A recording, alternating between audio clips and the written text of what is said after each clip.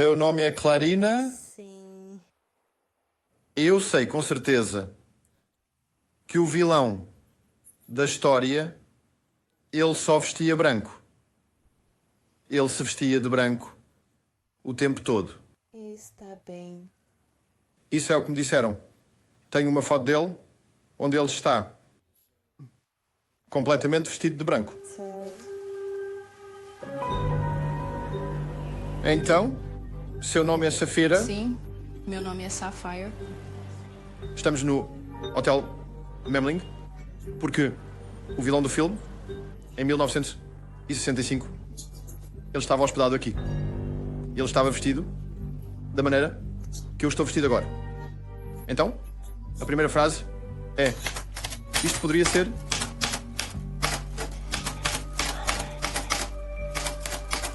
Sim. o maior mistério de assassinato do mundo. Sim. Ou a teoria da conspiração mais idiota do mundo. Se for o último caso, Sim. sinto muito.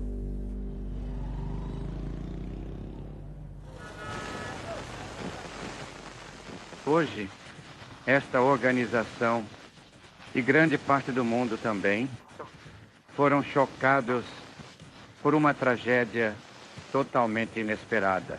Dag Hammarskjöld, o secretário-geral, estava visitando em um voo para Andola. E toda a esperança se perdeu quando os destroços do avião do secretário-geral foram avistados do ar. Ele era, em um sentido muito real, o primeiro servidor público do mundo. E meu nome é Joran. Mass. Isso é realmente confuso. Você pode ler isso? M-A-S-S. Esse é o meu É nome. exatamente como o meu nome. Prazer em conhecer, Mass.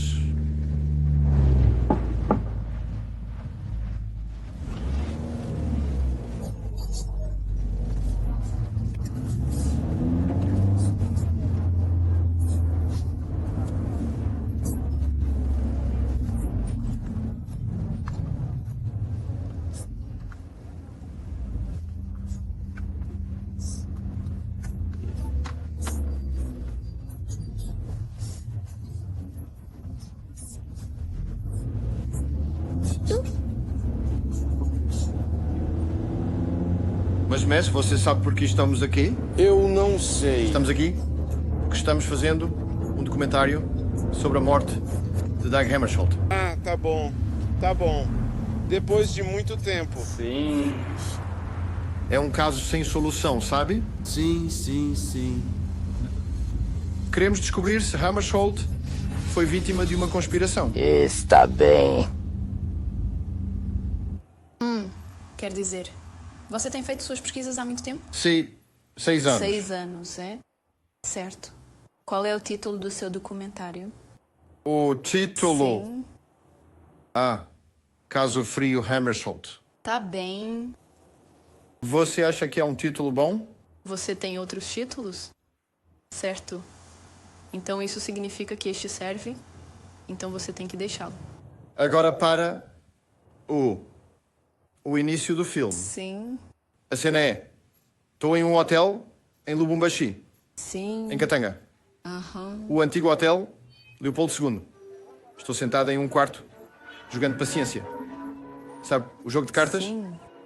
E enquanto você me vê jogando paciência, há uma narração. É 17 de setembro de 1961. Dag Hammarskjöld, o secretário-geral das Nações Unidas, embarca em um avião na capital do Congo. Estas são as últimas gravações feitas dele, porque algumas horas depois, por volta da meia-noite, ele será morto em um acidente de avião.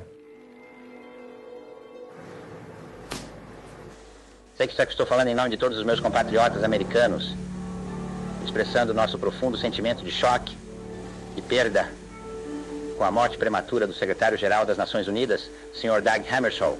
A morte do secretário-geral Dag Hammarskjöld reverberou ao redor do mundo. Oficialmente, o avião caiu devido a um erro do piloto. uma simples leitura incorreta do altímetro.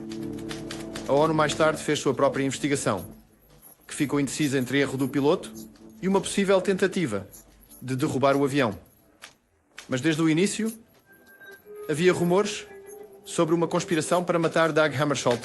Eu ria que isso aconteceu connosco. Aquelas eram minutos altos para nós. Muito foi esquecido e muito foi perdido com o passar do tempo. Mas as perguntas permanecem. Dag Hammarskjöld foi assassinado. E se sim, quem o matou?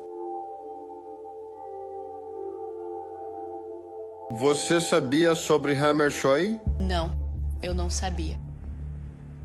Dag Hammarskjöld tornou-se secretário-geral das Nações Unidas em 1953. Inicialmente, acreditava-se que ele era um tecnocrata sueco entediante, mas na verdade, ele era um idealista ardente e É determinado. muito fácil ceder ao desejo de uma grande potência, mas é outra questão resistir. Para Amador, uma das tarefas mais importantes da ONU era proteger os países africanos que tinham recentemente conquistado a independência das torturas das antigas potências coloniais. Essas novas nações desejavam construir uma vida de progresso com total independência. Elas procuraram as Nações Unidas em busca de apoio moral, político e económico. Isso fez com que ele tivesse muitos inimigos entre as antigas potências coloniais. Então, se houve um momento em que membros das Nações Unidas ansiavam pela morte do secretário-geral, foi durante o mandato de Dag Hammarskjöld. Seja o que for que aconteça, mantenha-se firme para que possa sentir satisfação com o que fez, independentemente do resultado. Seu avião caiu nos arredores de uma pequena cidade mineira chamada Ndola, bem na fronteira entre o Congo e o protetorado britânico da Rodésia. Era o local perfeito para matar, isolado e longe de olhos e ouvidos curiosos. Hammarskjöld estava a caminho de Ndola para conversações de paz com Moise Tshombe, o líder rebelde da região separatista Katanga. As pessoas precisam saber sobre Katanga.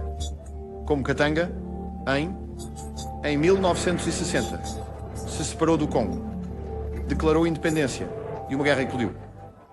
E é importante que as pessoas entendam que Katanga era basicamente propriedade de uma gigante corporação belga chamada Union Minière, uma corporação de mineração, e foi mais ou menos a Union Minière que instalou Moise Tshombe como líder de Katanga. Sim. Com uma feira depois logo abaixo dele. As grandes corporações de mineração estavam comandando Tá bom. o espetáculo e trouxeram muitos mercenários. Em uma perspectiva que pode ser mais curta do que longa, o problema enfrentado pelo Congo é de paz ou guerra. Dag Hammarskjöld quer resolver a crise Sim. de Katanga. Então, ele traz soldados das Nações Unidas. Sim. Ele ataca o exército mercenário de Katanga, pensando que seria uma solução rápida, mas os mercenários são difíceis de lidar. É um desastre para a ONU. É, e muitos civis são mortos. Também soldados da ONU. Graças aos interesses mineiros e mercenários europeus, Katanga havia se separado do Congo. E uma operação militar das Nações Unidas para capturar Moise Tshombe e pôr fim à secessão de Katanga do Congo tinha saído pela culatra.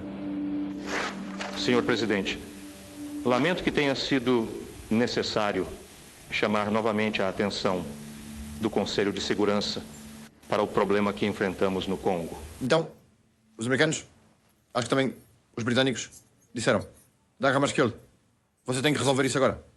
Eles estão muito irritados com ele. Ele ultrapassou o seu mandato. Ele agiu por conta própria.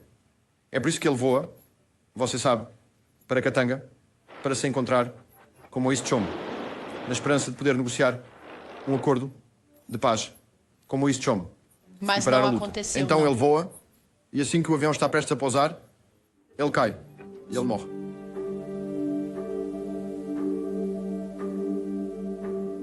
Para que é tudo isso?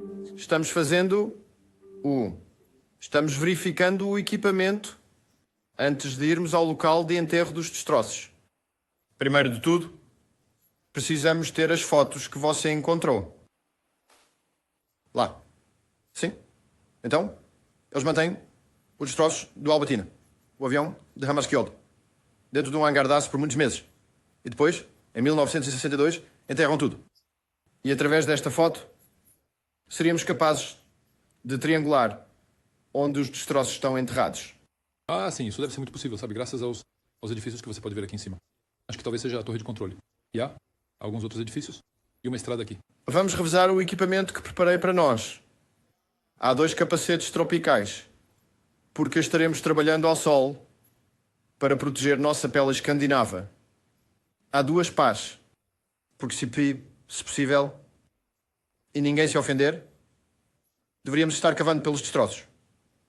E nós encontraremos os destroços, em última instância, usando este detector de metais com uma bobina extra potente que comprei para nós em Joanesburgo. E finalmente, se e quando encontrarmos os destroços, 2 charutos cubanos. Foi isso de certo. Nessa capacidade, ele visitou o local do acidente em Ndola, onde Hammarskjöld foi morto.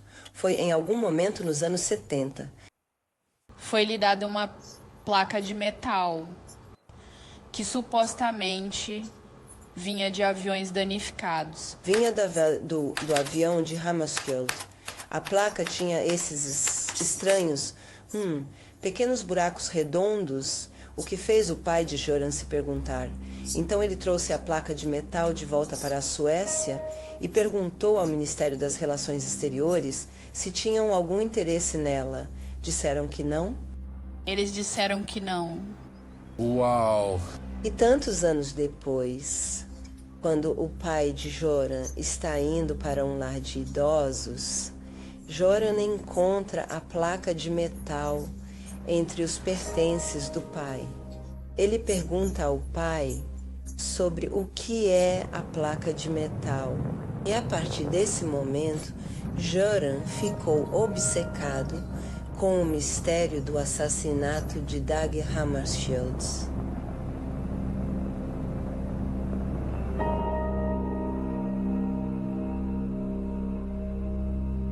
Sozinho, Göran faz algo inovador. Ele viaja para Ndola e começa a localizar as testemunhas negras restantes. Ali, então. Isso foi... Dentro... foi daquele lado. Pessoas negras não eram levadas a sério como testemunhas. E, além disso, muitos tinham medo de se manifestar. Sabe, eles estavam pensando... Se eles mataram Dag Hammarskjöld, o que farão comigo se eu contar o que sei? Eles eram carvoeiros, vivendo na floresta, muito perto do acidente. Então, eles eram as testemunhas que estavam o mais próximo possível do acontecimento. Podíamos ver o avião indo para... Você sabe, para o aeroporto, para pousar. Mas, de repente, eu não sei o que aconteceu. As luzes apagaram no aeroporto.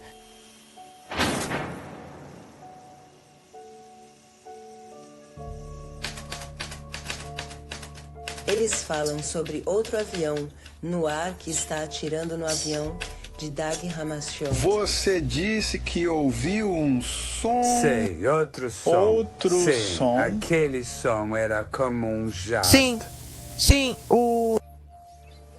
Eu disse ao meu chefe, o senhor... Jimmy James. Ele era meu chefe naquela época. Ele era britânico. E eu disse lá, algo aconteceu. O que aconteceu? Não? Não havia luzes? As luzes foram apagadas no aeroporto. E ele apenas me disse...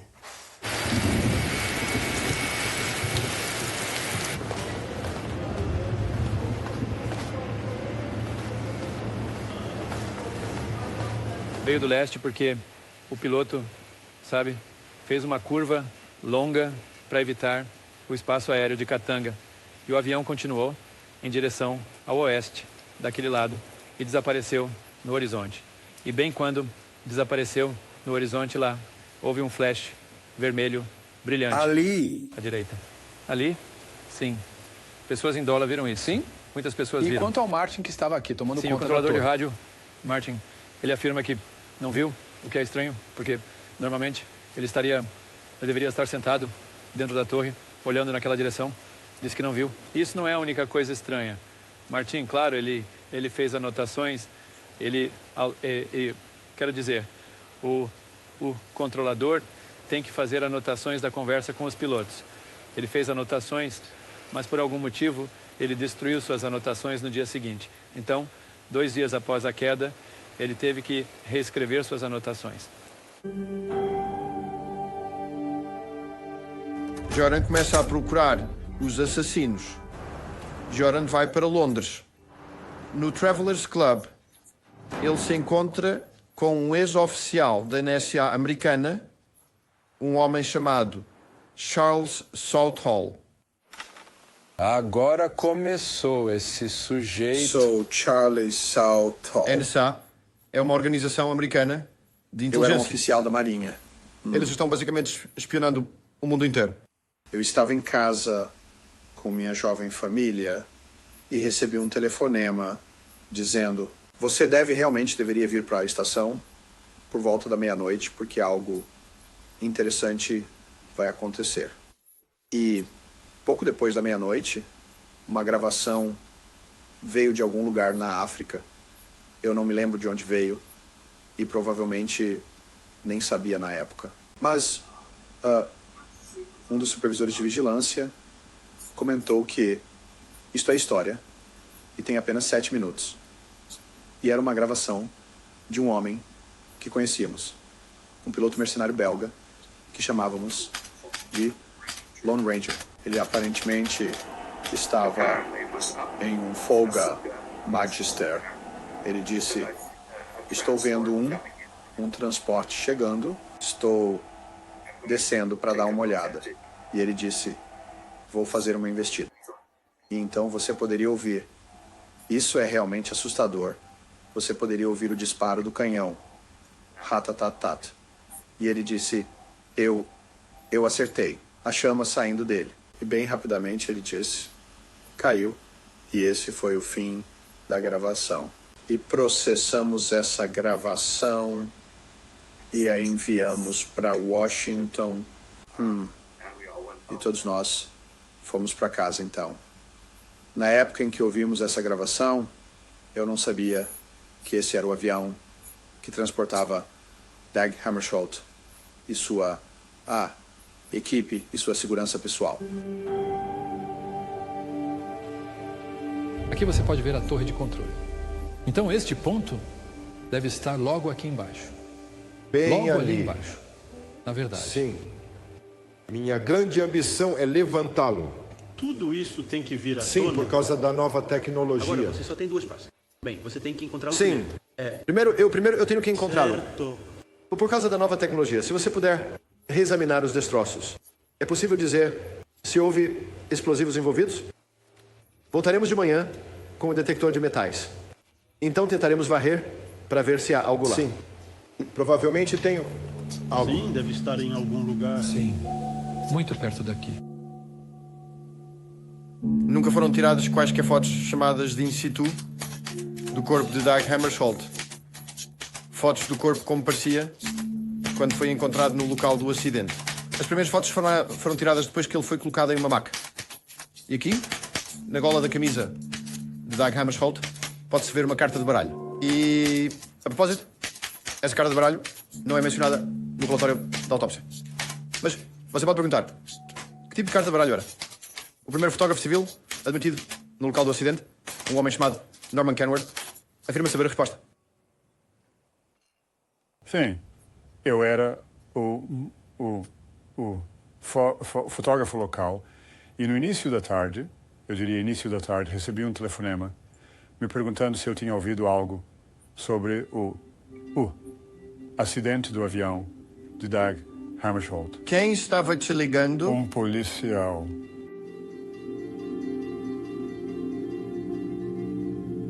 Ele me disse, meu conselho para você é, deixe suas câmeras prontas. E com isso, imediatamente entrei no carro, sem nenhuma outra assistência, e corri em direção a Ndola. Quantos dias levaram para encontrar os corpos deles? Levou 15 horas. 15 horas? Sim. Mas caiu a 8 milhas do aeroporto. E houve um grande incêndio, sabe? Fui lá com meu amigo, mas ainda havia um incêndio muito grande pela manhã. Então, deve ter sido fácil de ver. Quando cheguei ao local do acidente, estacionei o carro e peguei o equipamento que precisava, minha câmera Rolleiflex. Enquanto eu caminhava pela trilha, à minha esquerda havia uma pilha de corpos, certo? Eu disse casualmente a uma das pessoas lá. Eu disse, você sabe o que está acontecendo? Ele disse, estamos colocando Hammarskjöld na ambulância. Sabe, é complicado, porque quando encontraram o corpo dele no local do acidente... É realmente um mistério, essa história. Não, mas quando encontraram o corpo dele no local do acidente, todos os outros passageiros, a maioria deles, estavam totalmente queimados e em pedaços espalhados por todo o lugar. Mas Hammarskjöld, ele estava apenas deitado no chão. Tipo, sim. Você sabe, assim, notavelmente intacto. Certo, ele estava deitado assim? Sim. E então vem o detalhe mais importante.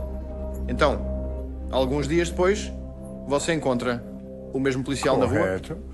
E você tem uma conversa que escolhe manter em segredo por muitos anos. Sim. E ele disse, a propósito, ele disse, você ouviu sobre Hammarskjöld?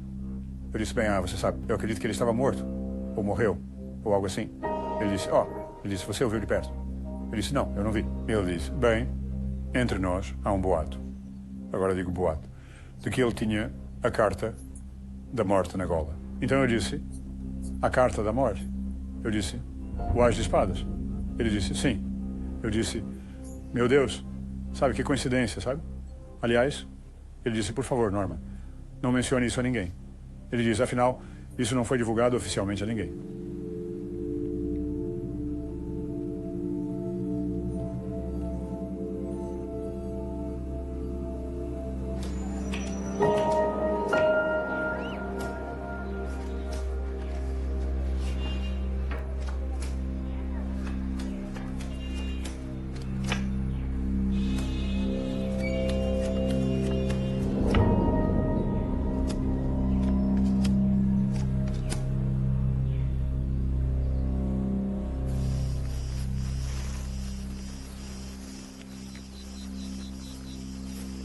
Bem, não há nada aqui.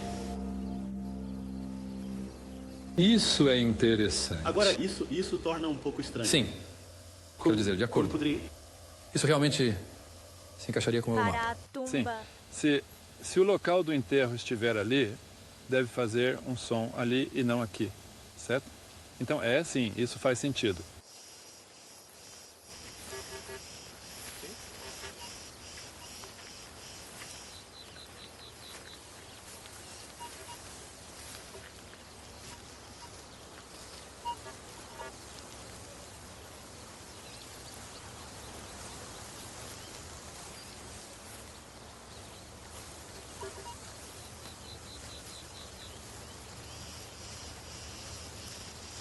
Então, só para ter 100% de certeza, devemos verificar o outro lugar. Pode ler essa sentença para mim? Sim.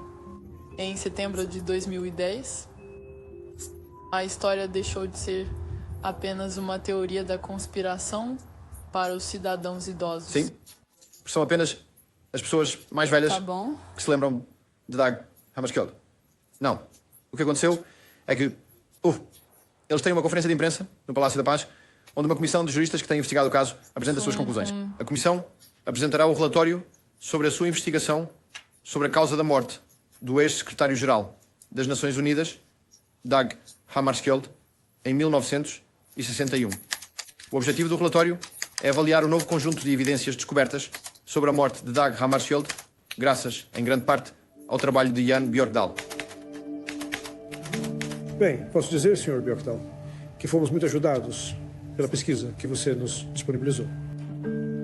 A Comissão havia solicitado à Agência de Segurança Nacional dos Estados Unidos, a NSA, se eles tinham algum registro em seus arquivos que correspondesse à descrição de tráfego de rádio interceptado, fornecida pelo ex-oficial da NSA, Charles South. A resposta do arquivo, conforme registramos na seção 15.12, foi que, de 3 documentos ou registros que parecem responder ao nosso pedido, 2 são classificados como ultrasecretos por motivos de segurança nacional. Isso significa, sim, temos os registros que você procura, mas você não pode tê-los. Mas ainda mais interessante é a questão de saber se uma bomba foi colocada no avião de Dag Hammarskjöld. Quando a ONU fez sua primeira investigação do acidente em 1962, foi descoberto que o avião de Dag Hammarskjöld, o Albertina, havia ficado completamente desguarnecido no aeroporto por pelo menos 2 horas antes da decolagem, o que possibilitaria que uma pessoa determinada colocasse uma bomba dentro do avião. Mas como os investigadores escreveram na época, isso não passa de uma teoria, nem sequer apoiada por evidências circunstanciais. O que, no entanto, dá aparente substância à teoria da bomba é o conjunto de documentos que supostamente se originam de uma entidade chamada Instituto Sul-Africano de Pesquisa Marítima. Pesquisa Marítima? Pesquisa Marítima.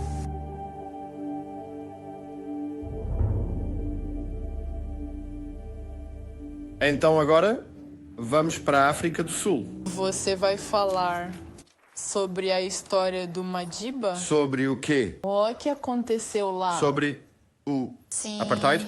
Sim. Certo? Porque, você sabe, em 1998, a Comissão da Verdade e Reconciliação de Chum, eles estão encerrando. Em agosto de 1998, após mais de 4 anos investigando os crimes do regime de apartheid, a Comissão de Verdade e Reconciliação estava encerrando suas atividades. Para marcar o fim de seu trabalho, realizaram uma última conferência de imprensa na cidade do Cabo, presidida pelo arcebispo Desmond Tutu. É um momento muito especial para todos nós. Descobrimos, no decorrer de nossas investigações, documentos supostamente de uma instituição chamada Instituto Sul-Africano de Pesquisa Marítima, discutindo a sabotagem da aeronave em que o secretário-geral das Nações Unidas, Dag Hammarskjöld, morreu na noite de 17 para 18 de setembro de 1961. Todos têm uma cópia deste conjunto de documentos. Instituto de Pesquisa Marítima? Não. Agita daqui. Quantos estão desaparecidos? Desculpa, apenas indicando. Os documentos vêm, supostamente, de uma obscura organização privada paramilitar de inteligência conhecida como Instituto de Pesquisa Marítima da África do Sul, e eles são o manuscrito para matar Dag Hammarskjöld. O conjunto completo de documentos descobertos nos cofres do Serviço Secreto da África do Sul era composto por 12 páginas, mas os originais desapareceram desde então nos arquivos estatais sul-africanos. O que permanece são fotocópias desfocadas de 9 páginas, detalhando um plano para matar Dag Hammarskjöld com uma bomba. Os documentos dizem que Hammarskjöld tinha que ser removido, porque as Nações Unidas tinham se tornado problemáticas. A inteligência britânica é mencionada, assim como o Serviço de Inteligência americano, a CIA. Você sabe se o Instituto ainda existe? Sim. Na verdade, quando recebemos este documento, que foi há alguns meses, a primeira coisa que fizemos foi enviar um investigador para verificar se de fato existe um instituto dessa natureza. Todos nós concordamos que existe um instituto, embora em uma forma diferente ou um pouco diferente. Mas nenhum dos jornalistas foi procurar o Instituto por conta própria. Talvez porque o Ministério das Relações Exteriores britânico, assim como a CIA, rapidamente se apressaram para enterrar a história como uma desinformação da Guerra Fria plantada pelos russos. Como resultado, o Instituto Sul-Africano de Pesquisa Marítima, ou abreviadamente CIMAR, permanece em grande parte território desconhecido.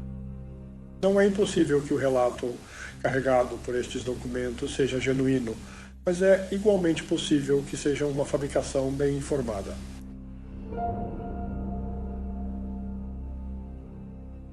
Você está falando? Não, agora eu estarei ditando.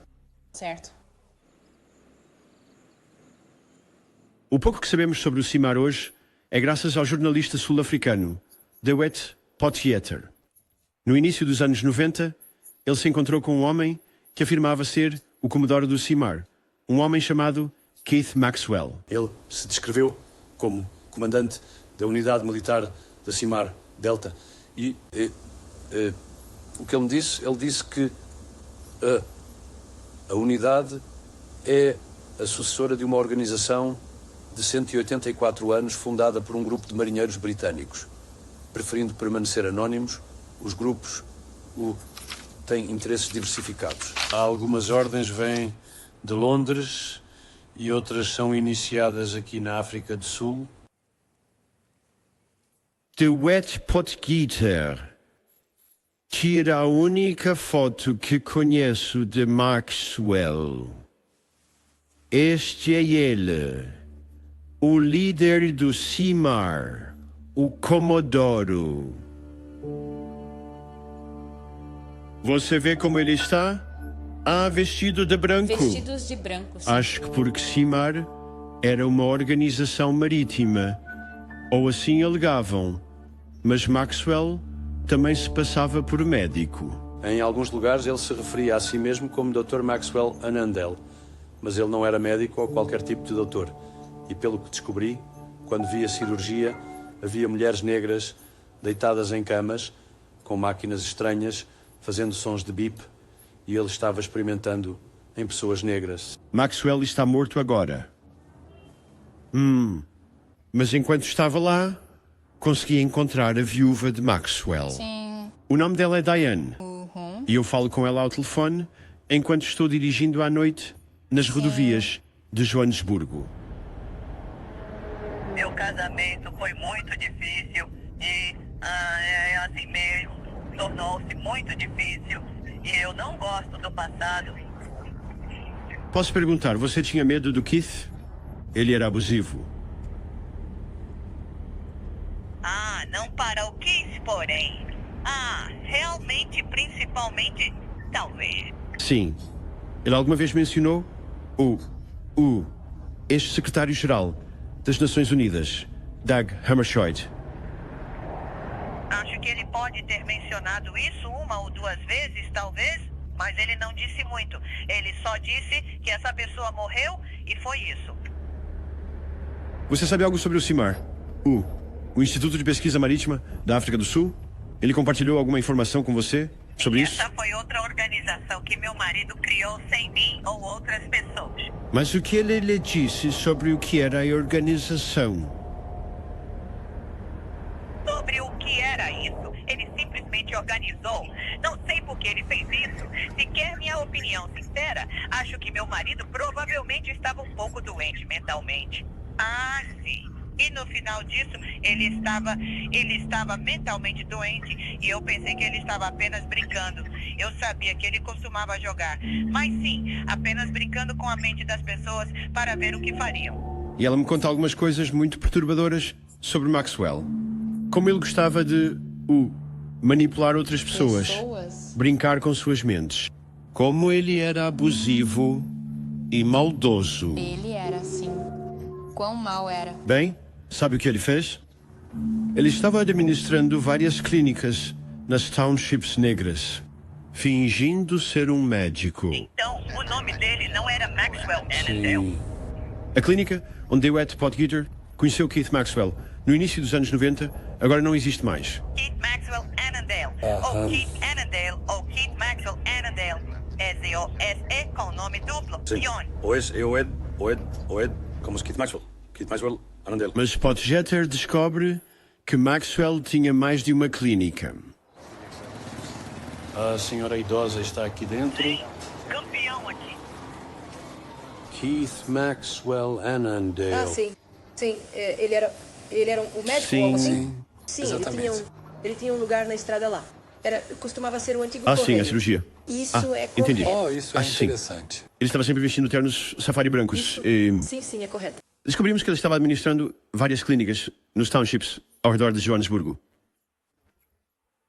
oferecendo assistência médica a pessoas negras a um custo muito baixo.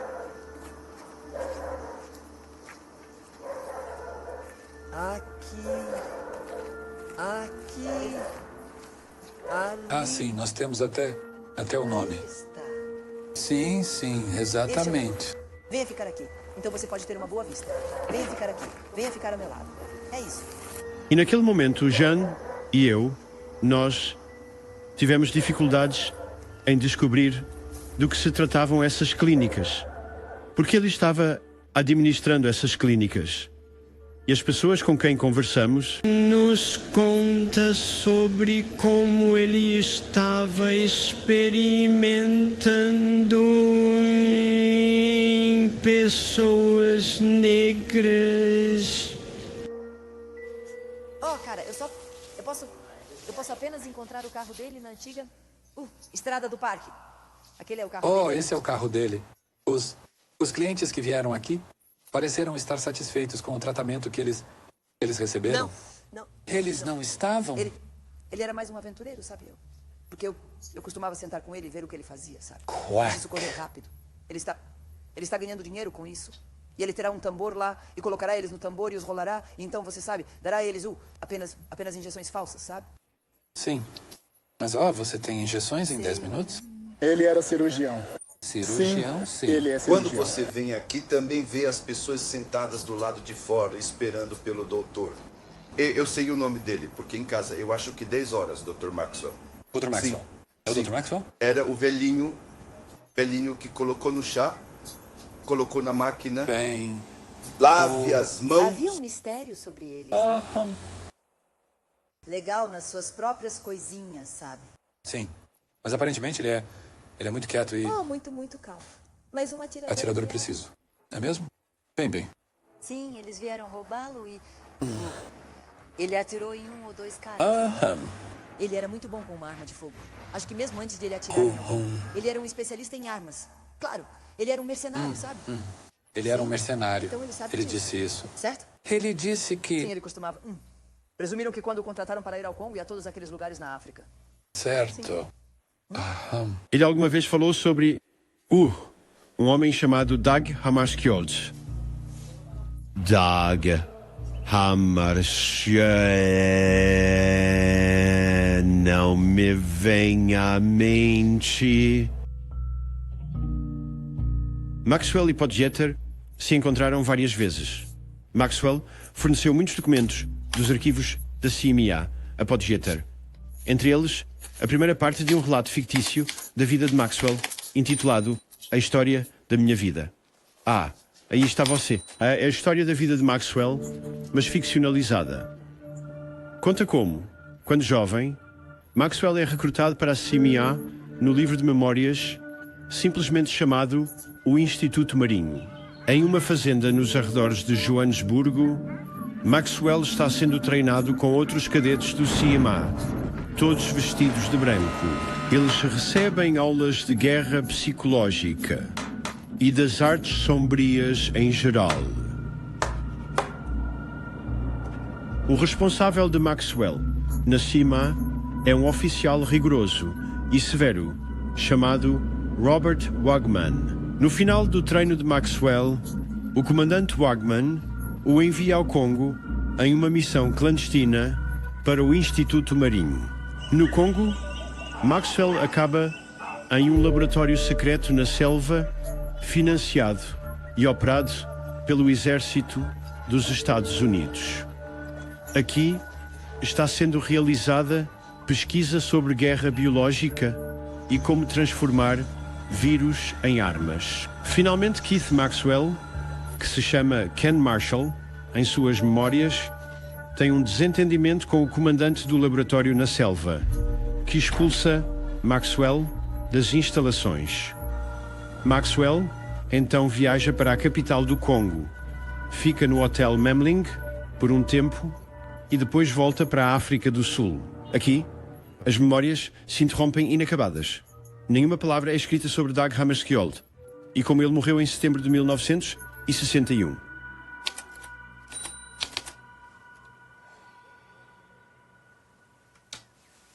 Estou um pouco confuso porque há muitos nomes e muitas pessoas mencionadas aqui. É uma história muito complicada. Talvez complicado demais.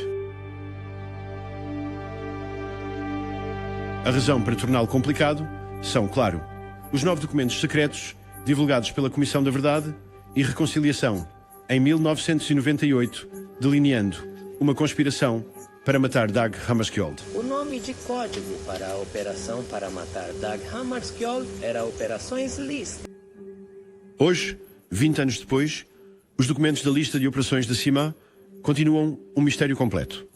Ninguém sabe quem os escreveu, nem porquê ou quando. Se os documentos são para ser considerados genuínos, é antes de mais nada necessário provar que a CIMA existia como uma organização real. A melhor maneira de fazer isso seria encontrar outros membros da CIMA, além de Keith Maxwell, porque, em teoria, tudo isso poderia ser um elaborado embuste inserido na realidade por Keith Maxwell. Os documentos das operações Lester mencionam um agente secreto com o codinome Congo Red, que trabalha para a CIMA no Congo. Eles também contam como os explosivos para a bomba que matou Dag Hammarskjöld foram fornecidos pela corporação de mineração belga, Union Minere. A bomba não explode na decolagem, mas o agente Congo Red escreve que um plano de contingência foi ativado. Uma águia está sendo despachada, provavelmente uma referência a um caça. E, assim que o avião de Dag Hammarskjöld está prestes a pousar no aeroporto de Ndola, o avião cai e ele morre. E no final, Congo Red confirma que o trabalho foi feito. Além do Congo Red, nós temos um agente da Agência Central de Inteligência, chamado Dwight. Ele deve encontrar seu contato da CIMA no antigo Hotel Leopoldo II, na capital de Katanga, hoje o Hotel Park. Não há nenhum vestígio de que Dwight tenha ficado no hotel em 1961. Os únicos nomes reais fornecidos nos documentos da Operação Sylvester são os nomes de oficiais seniores da CIMA. Temos um Comodoro R. Wagner, provavelmente a mesma pessoa que o comandante Robert Wagman, o oficial que estava no comando do Instituto Marinha, nas memórias de Maxwell. Este homem parece ser impossível de localizar, assim como o Dr. Pike e o capitão Ian Kerr. Uau, cara. Portanto, o único membro confirmado da CIMA, até agora, é Keith Maxwell. Mas pode haver outros membros do CIMA. Eu consegui encontrar este artigo, que foi publicado na revista Sunday Times, na África do Sul, em 1989. Aqui, uma jovem chamada Debbie Campbell fala sobre como trabalha para o CIMA e o Dr. Keith Maxwell. Debbie fala sobre como foi recrutada para o CIMA quando estava na escola, com apenas 13 anos, e como agora faz pesquisas na clínica de AIDS de Maxwell. Mas Debbie Campbell parece ter desaparecido da face da Terra. Minha busca para encontrá-la foi em vão, e o jornalista que escreveu o artigo afirma que esqueceu tudo a respeito. Felizmente, há outros nomes para trabalhar. No acervo de documentos da CIMA, que Keith Maxwell entregou ao jornalista DeWitt Potgieter, várias pessoas são mencionadas, incluindo um médico sul-africano chamado Claude Newbury. Boa tarde. Olá, Sr. Newbury. Sim. Eu sou Mats Brugard. Sou um jornalista da Dinamarca. Como vai? Bem, obrigado. E este é... Johan Björkdahl, com quem você falou ao telefone. Sim, falamos ao telefone. Sim, estou interessado em saber como vocês conseguiram meu número de celular. Dr. Newbury, que é conhecido na África do Sul como um ativista pró-vida contra o aborto, confirma ter feito amizade com Keith Maxwell. Ele era uma pessoa muito agradável e muito bem-humorada. Era o tipo de pessoa que fazia muitas piadas, sabe? Ele conseguia fazer uma piada facilmente. Uma noite, fomos convidados para jantar e... ele disse, bem, você gostaria de se tornar um membro do CIMA? Então eu disse, bem, o que isso envolve? E, parecia envolver apenas a investigação, a pesquisa sobre tesouro afundado. E então, por favor, continue. O que acontece naquela noite? Houve um pouco de cerimônia. Ele estava vestido como um almirante da Marinha Britânica de cerca de 250 anos atrás, sabe? Com um chapéu tricórnio e um sabre e um uniforme naval com muitos botões. E foi isso. Quem estava vestindo o vestido? Isso foi o Sr. Maxwell. Ele estava vestido assim? Sim. E então, em um estágio posterior, ele me perguntou o que eu achava sobre o vírus da AIDS. E o que ele te disse? Bem, ele indicou que achava que era um produto de guerra biológica. Na verdade, Keith Maxwell era obcecado com a AIDS, escrevendo extensivamente sobre como a CIMA estava fazendo pesquisas sobre o vírus do HIV e a possibilidade de usar o vírus como uma arma para matar pessoas negras. Desculpe, Max. Você poderia me dizer, ele estava infectado com AIDS? Quem, Maxwell? Não. Mas ele estava interessado em usar a AIDS para matar pessoas negras. No seu plano mestre, Keith Maxwell escreve sobre como a AIDS desempenhará um papel importante no futuro político da África do Sul. À medida que refugiados da doença ingressam na África do Sul, vindos do Norte, eles trarão o vírus consigo. E a população negra, com quem se misturam, será infectada em larga escala. Como resultado, conclui Maxwell, em 2000, a África do Sul terá uma maioria branca. Essa não é a pessoa que eu conheço. Maxwell estava tentando descobrir uma cura para o vírus do HIV. Ele queria que eu, em um determinado momento, me juntasse ou iniciasse uma clínica em um prédio em Benoni, onde ele tinha... visualizou como se diz? Uma clínica médica. Agora, ele não era médico, e eu sou um médico. E quando eu disse a ele que não, eu não estava pronto para fazer isso, ele parecia muito chateado comigo e... esse foi o fim do nosso relacionamento. Outra pessoa mencionada nos documentos Samar é um homem chamado René Gaur. De acordo com os documentos, ele era o segundo em comando no Instituto Sul-Africano de Pesquisa Marítima, trabalhando diretamente sob o comando do comodoro Keith Maxwell no início da década de 1990. Johan e eu fomos visitá-lo. Sim. E sabe o que acontece? Ele sai do prédio. Olá, Sr. Gaur. Nós perguntamos a ele se ele é René Gaur, que estava encarregado do Samar, segundo no comando após Maxwell. Ele diz absolutamente que não. Ele nunca esteve envolvido com o Samar. Então mostramos a ele alguns documentos do Samar com a assinatura de René Gaur. É isso. Quero dizer, aqui temos um documento assinado por René Gaur. Não Essa é a minha assinatura. É seu? Sim. Certo. Sim. Então, como podemos explicar isso? Eu não sei. Como isso é possível? Vamos resolver isso. E nós perguntamos como é possível. E então ele diz que é vítima de roubo de identidade. Mas usaram esse roubo de identidade, sabe? Para fazer empréstimos bancários, comprar carros. Não, nada. Apenas para isso? Bem, sim, parece ser. Bem, isso é bizarro. Sim, é bizarro. Você conhece um homem chamado René Gaur? Sim, eu costumava conhecê-lo. Não o vejo há muitos anos. Ele era amigo do Keith? Acho que eles estavam em aulas de atuação juntos. Eles fizeram teatro. Eles fizeram drama? Aulas de atuação. Sim, sabe, faziam peças e tal. Sabe, estamos apenas tentando descobrir o que são, que tipo de organização era a Samar e o que eles estavam fazendo. Não tentamos incriminar ninguém. Então apenas tentar obter informações. Também falamos com uma fonte que disse que você fez aulas de teatro junto com Keith Maxwell. Não, lá. Eu fiz aulas de teatro, sim. Sim. Que ano? Eu não consigo me lembrar. Antes dos anos 90? Não foi talvez. com o Keith Maxwell. Não consigo me lembrar. Você não era um amigo próximo de Keith Maxwell? Que tipo de drama era? Que tipo de... Não. Nada sério. Foi como Shakespeare, ou Não, de jeito foi nenhum. improviso? Improvisação. Essa caligrafia debaixo da assinatura é sua. Esta caligrafia aqui... É a minha caligrafia. É a sua caligrafia? Sim. É a minha caligrafia. Então é você também escrevendo Isso, sou Tenente Comandante? Não sou eu. Mas é a minha caligrafia. É a minha caligrafia. Mas eu não conheço este documento. Por que diabos Keith Maxwell e seus comparsas iriam a esses extremos para roubar sua identidade? Eu não sei, porque eu não conheço o histórico dessa organização. Eu não sei o que eles estavam fazendo. Realmente, eu não faço ideia.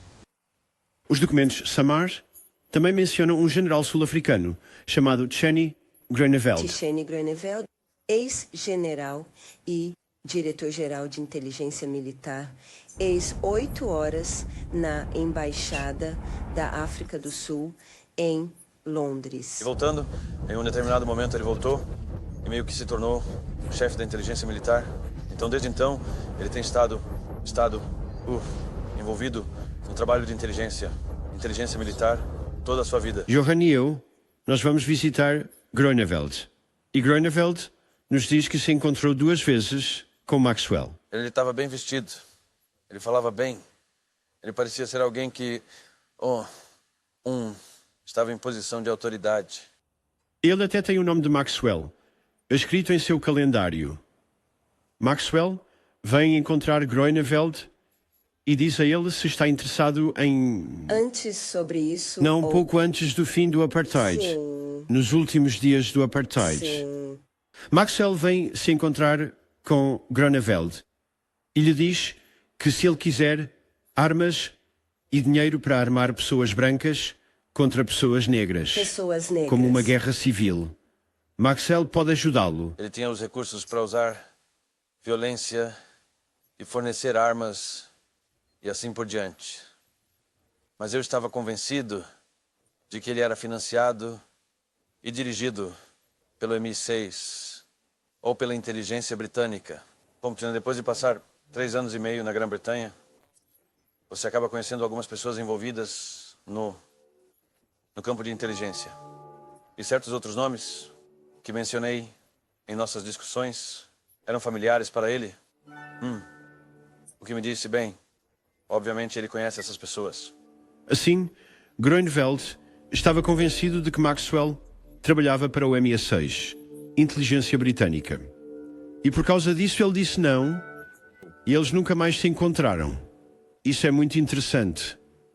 O que também é interessante é que pergunto a Groenewald se ele já ouviu falar do SAMAR, Instituto de Pesquisa Marítima da África do Sul, e Groenewald diz que nunca.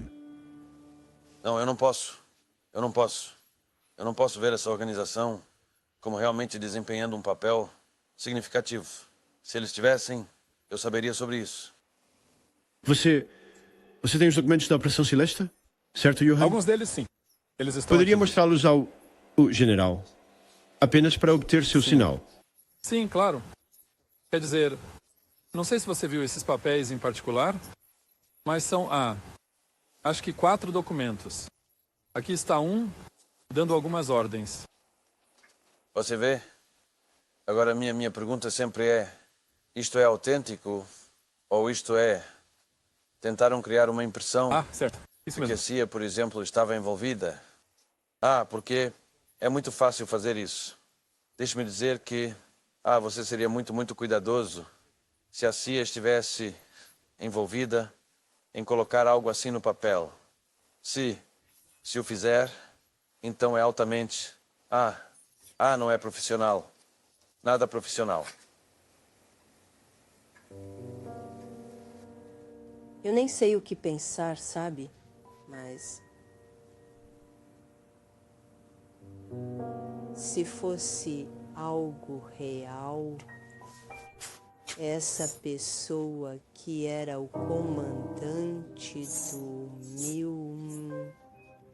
militar não saberia algo sobre isso. Exatamente. Como é que Grunewald nunca tinha ouvido falar da Zima?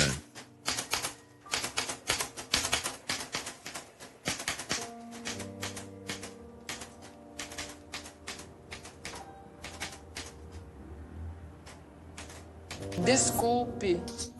Você terminou a história com a Rita? Sobre a Zima? Sim.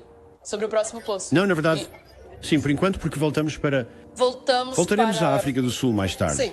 Então certo. esse câmera estava parado em algum lugar ali e eles capturaram... Ainda assim. tem a estrada aqui. Não, escute, está aqui. Estou recebendo uma leitura enorme. E está aqui. Sim, está aqui. Nós encontramos. Está se descontrolando. Sim, nós encontramos... Sim. Sim, então encontramos o local. A questão é, quão profundo está? Essa é uma boa pergunta. Você pode ver nas fotos. Quer dizer, são 3, 4 metros. De acordo com isso. Podemos fazer algumas investigações aqui? Sim. Agora, algo muito interessante acontece. É abril de 2014. Um cabo enviado pelo embaixador dos Estados Unidos para o Congo, Ed Guillon, 18 de setembro de 1961, é desclassificado. O cabo do embaixador Ed Guillon para o Departamento de Estado dos Estados Unidos foi transmitido horas antes do local do acidente ser localizado oficialmente. O embaixador informa que o avião de Hammershoy pode ter sido abatido por um piloto mercenário belga, identificado por uma fonte geralmente confiável como Van Riebeek. Ele escreve o nome um pouco errado, mas é Jan van Riesingham, um piloto mercenário belga. Aqui, Riesingham é visto em seu Fuga Magister 93, o jato de combate mais provável de ter sido usado para atacar o avião de Dag Hammarskjöld.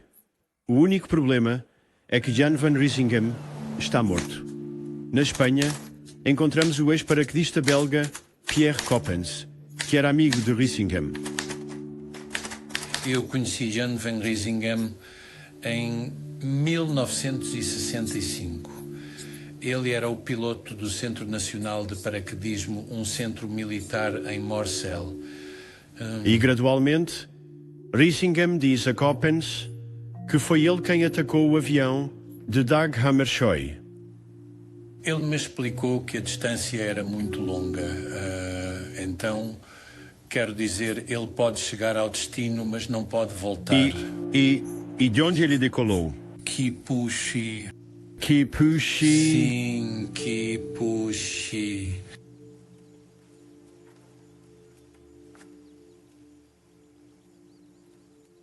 Donkey, como você vê, é isso o antigo aeródromo de Kipushi. Mas ele disse que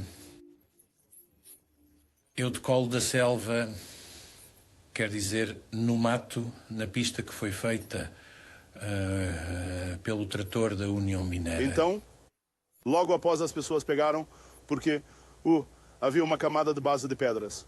Então, pedras da mina. Eles tinham cascalho. Que as pessoas pegaram, sim, sim. Cascalho, mas as pessoas o levaram. Mas então ele me explicou outra coisa que ninguém sabe. Este é o local de onde acreditamos que Van Riesingham decolou em seu Fuga Magister, 17 de setembro de 1961. Sim. Acreditamos que ele era capaz. Normalmente não era longo o suficiente para um avião a jato, mas ele tinha uma técnica especial, sabe, na decolagem. E pouso com o avião. Ele faz um pequeno tanque que ele coloca em baixo. Eu acredito que ele colocou este tanque embaixo do avião ou nas asas. Ele anexou um tanque extra de gasolina ao avião. Ele disse, então eu tenho mais reserva para arrancar. Veja, porque eu empurro, ele empurra muita potência para decolar. Sim, mantenha assim.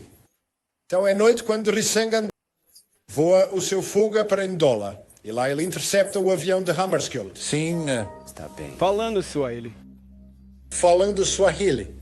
O avião estava entrando em planagem para pousar, não?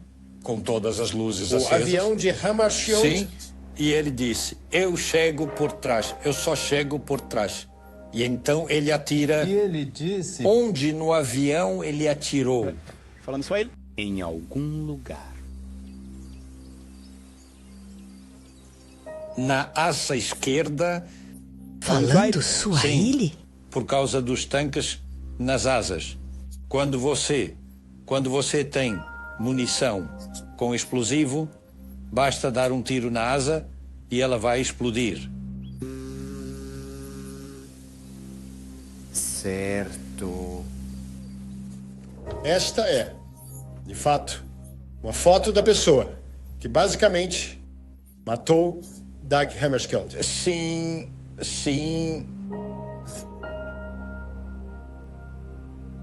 Mas Van Rysingen sentiu algum tipo de remorso? Algum? Não. Ele te disse quem lhe deu a ordem para derrubar o avião? Mas o que é interessante é que também aprendemos que Rysingen era belga e britânico. E durante a guerra, ele trabalhou para a Força Aérea Real, especializando-se em operações noturnas. E seu nome de código era Lone Ranger. O Lone Ranger era o nome dele na Inglaterra na Segunda Guerra Mundial. Porque ele voava com um Hawker Hurricane. Sempre à noite e sempre sozinho. Então ele era conhecido como Lone Ranger? Sim. Sim. E foi um homem de quem estávamos cientes. Um piloto mercenário belga, a quem chamávamos de Lone Ranger. Era a sua impressão que nos círculos do exército, círculos mercenários, as pessoas sabiam que Van Rysingen foi quem derrubou o avião de Hammarskjöld? Em Bruxelas, sim. Quando algumas pessoas falam sobre Van Rysingen, eu disse, todo mundo sabe que ele derrubou este avião. Era de conhecimento comum? Sim. Mas como é que ninguém falou com a imprensa, os meios de comunicação sobre isso? Esta é uma cópia do diário de voo do piloto Jan Van Rysingen, do seu tempo no Congo.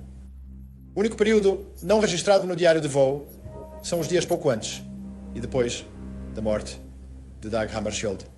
Além disso, quem escrevia no diário de voo era sua esposa, Marion.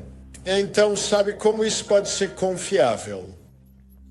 Olá, senhora Van Rysingen. Meu nome é Mads Brugger. Sou um jornalista da Dinamarca. Falando dinamarquês? É sobre... este é Göran Bjordell. Ele é da Suécia. Falando dinamarquês. É Hammarskjöld. Você tem apenas uns 2 minutos. Eu só preciso fazer uma pergunta muito importante. Então, logo depois você está...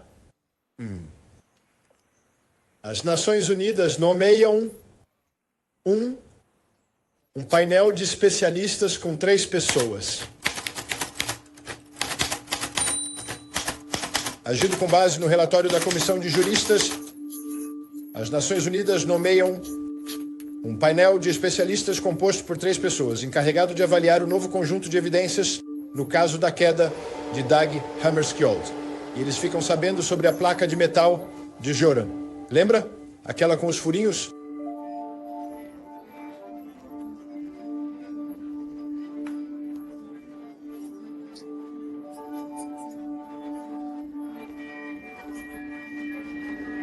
Falando sueco.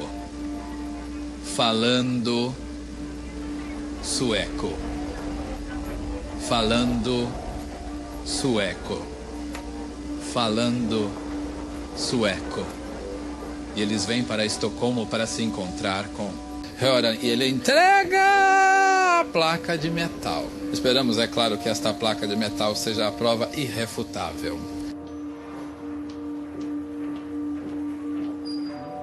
Prazer em conhecê-lo, Joran. Prazer em conhecê-lo, sim. É um pouco como nos filmes, quando as pessoas têm que cavar a própria cova. Eu só preciso de um tempo, Joran. Estou prestes a vomitar. Posso ajudar? Johan, você tinha o gel? Sim. Porque estou com bolhas. Sim. Se eles estiverem quebrados, sabe? Pode ser bom limpá-los. Dói muito. Dói muito. Eles vão. Safari, você lembra que eu te falei que o Johan se encontrou com o painel de especialistas Freeman, na Suécia? Eles levaram a placa do míssil para os laboratórios do FBI, nos Estados Unidos, e testaram a placa, e a conclusão foi que a placa não tem valor probatório. Nunca esteve dentro de um avião, provavelmente vem de um Land Rover. E os buracos nela não vêm de munição. Certo. Entende? É uma má notícia para Johan. Incrivelmente recebemos permissão para começar a escavar dentro do aeroporto. Mas então, de repente, alguém liga de Lusaka e diz ao aeroporto para parar com isso. Eles não querem que escavemos os destroços. Então, sabe, também quase lá, mas nada feito. A máquina tem que vir de outro lugar? Sabe, meu princípio é que é melhor pedir perdão do que permissão. Não. Não. Certo. Não. Não, no aeroporto não. No aeroporto é melhor pedir permissão do que perdão.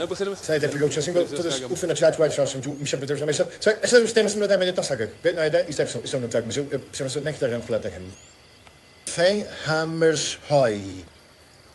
Quando você Kunst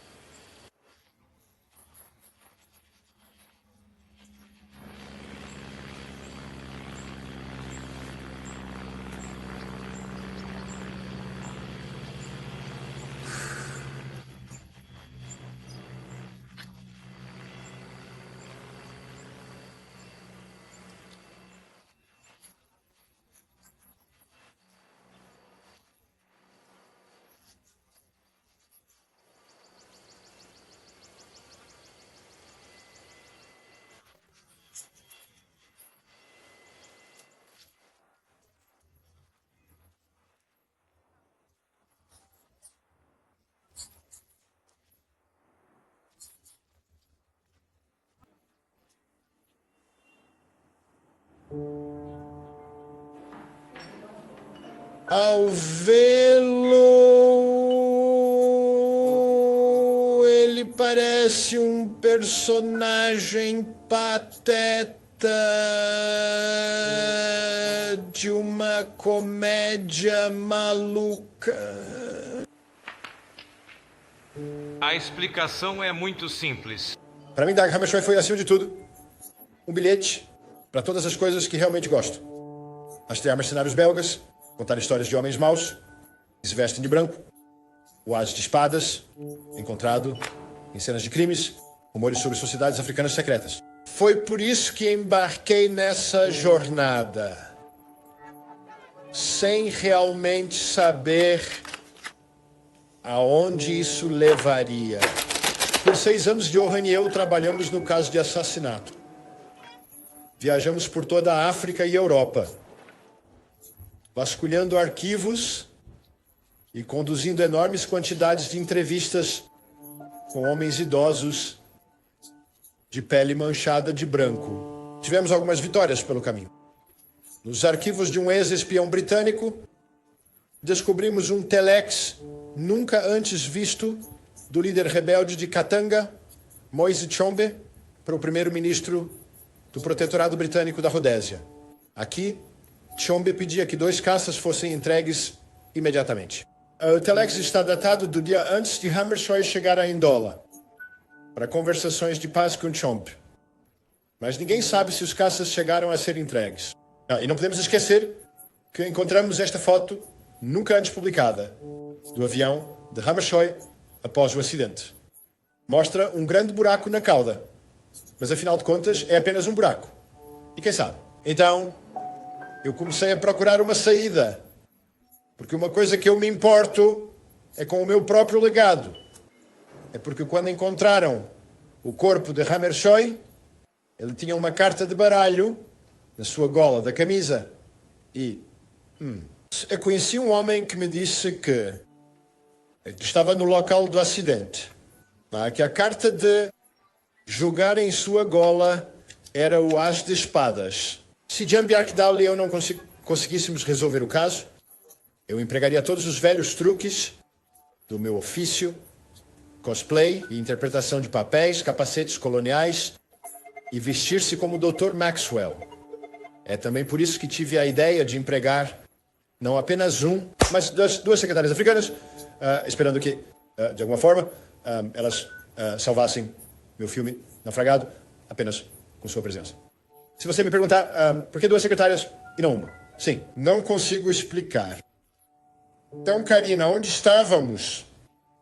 Era uma experiência. Em resumo, eu esperava que essa farsa cobriria minhas falhas como jornalista, mas em vez disso aconteceu algo muito pior. Todas as minhas fantasias se tornaram realidade. Para ser mais preciso, sem saber, Johan Björkdal e eu estávamos prestes a descobrir um tipo de horror que colocaria minhas travessuras no chinelo. Sim, ainda há algumas interrogações aqui. Há muitos pontos de interrogação, Johan.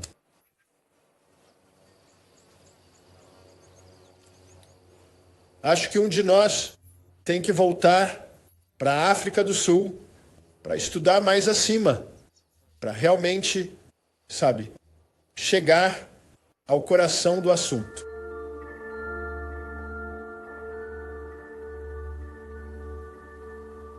Você tem uma lista à sua frente. Sim. Que tipo de lista é essa? Essa é uma lista de pessoas que responderam a um anúncio que Keith Maxwell publicou em 1989, quando ele estava procurando por mercenários que estariam dispostos a se inscrever para uma operação militar na África. Para cima? Para cima, sim. Temos esta longa lista de nomes e estamos basicamente passando por todos os nomes, tentando encontrar seus números de telefone. Sim. Estou ligando por causa de uma lista de homens que responderam a anúncios de um grupo conhecido como Cima. Sim. Acredito que você é um deles. Sim. O que você pode me dizer sobre esse grupo? Bem, eu não posso falar sobre isso ainda. É um pouco perigoso. Não estamos muito interessados em conversar sobre essas coisas. Meu próprio envolvimento nas forças do então e as implicações disso e o que tivemos que fazer para chegar a... Bem, você sabe, não sei se estou disposto a revelar algo sobre isso. Certo, mas você pode pelo menos confirmar que a Cima era real? Que existiu em algum momento? Eu não posso. Não estou autorizado a falar sobre isso, senhor. O que eu fiz, eu fiz. O que eu fiz, na minha opinião, eu estava fazendo a coisa certa. E sim, vamos deixar assim, tudo bem.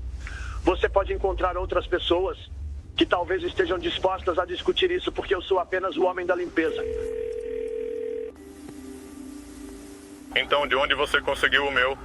De onde você conseguiu o meu número? Não é público. Sim. Já que a maioria dessas pessoas mostrou-se relutante em falar ao telefone, nós vamos apenas, ir até as casas delas e tentar abordá-las, sabe? Algumas podem simplesmente nos mandar embora e outras podem estar dispostas a conversar. Johan e eu encontramos esse endereço de rua de correspondente a um dos nomes. Um homem chamado Clive. Você está falando sobre a pesquisa marítima? Está falando sobre isso Sim, ou... sim. Ah, não. Eu treinei com ele por cerca de 3 meses. 3 meses. E então depois, tudo ficou basicamente quieto. Certo. Posso tentar olhar em... Eu tenho um certificado que me foi emitido pela Marítima. Você tem? Você tem isso? Eu tenho um certificado. Então, poderia encontrar isso para nós? Isso seria uma grande ajuda. Sim, eu posso encontrar para você. Aqui está. Isso foi 1993. Incrível. Olha, Johan, é um Sim, acho que é. negócio real.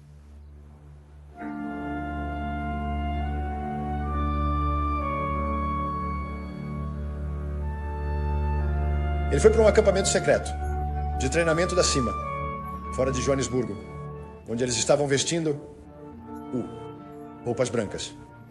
Mas sim, eu conheço o Clive. Faz muito tempo. Mas você consegue lembrar os nomes de alguém responsável pela CIMA quando você estava lá? Havia um cara do NCIS, seja lá qual for o escritório de inteligência. Eu lembro. Um E cara, era um cara americano, cabelo cacheado, cabelo preto com um bigode. O americano é Robert Sellers. O currículo dele parece saído de um filme do Rambo. Ex-boina verde, ex-mercenário. Ele trabalhou para a Anglo-American Mining Corporation e para o rei do Afeganistão. E entre os interesses listados estão a parapsicologia e o rock and roll. Você se lembra de um homem chamado Keith Maxwell? Eu o encontrei algumas vezes. Ele deveria nos organizar como seguranças, mas eu simplesmente, droga, eu não sei. Eles deveriam me contratar para treinar pessoas, mas droga, nunca fizeram nada. Não acho que foram a lugar nenhum ou fizeram alguma coisa. Então eu não sei que diabos eles fizeram, não podia me importar com isso. Ah, de qualquer forma, boa sorte com o que você está procurando. Descubra quem matou o presidente Kennedy. Faça algo importante. Então, em 1993, nós temos você em uma fazenda, aqui em Joanesburgo, Sim. Treinando junto com Bob Siddars e Maxwell, vestindo branco. Branco, sim. Uma camisa naval, calças brancas. Não nos foram dadas armas de fogo nem nada. Eram mais palestras e esse tipo de coisa, mas era baseado em códigos militares normais. Perfeito. Fascinante. Então, Jorn e eu chamamos outro nome da lista, um homem chamado Alexander Jones. Alô? Sim. Alô, Sr. Jones? Sim. E quando ligamos para ele, eu simplesmente pergunto: você já ouviu alguém discutir Dag Hammarskjöld enquanto estava no Seven Sails?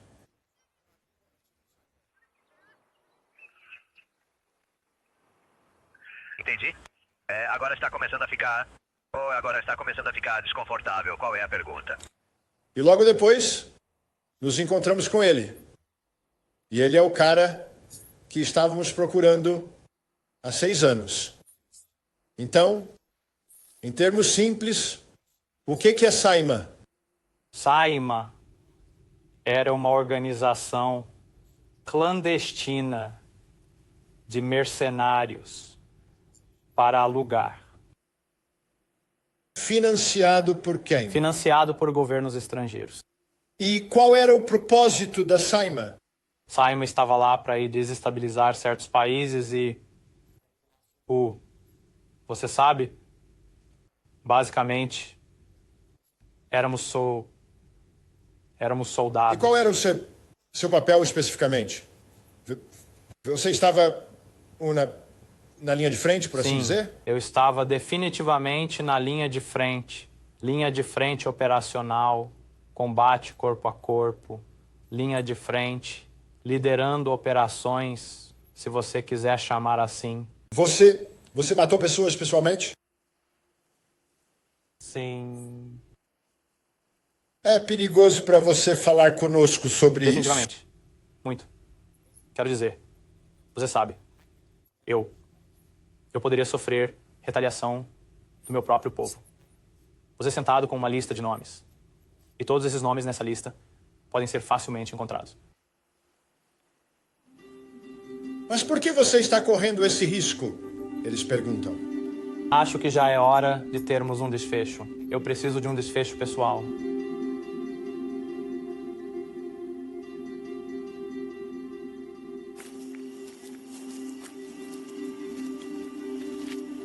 Basicamente, este é o quartel operacional da Saima. Ainda deveríamos conseguir ver reminiscências de pessoal militar aqui. Por exemplo, bem, podemos ir.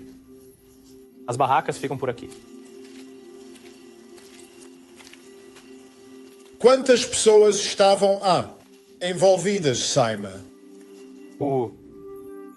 Qualquer coisa de 5.000 pessoas para cima. Tantas assim. Então, Saima era uma grande organização.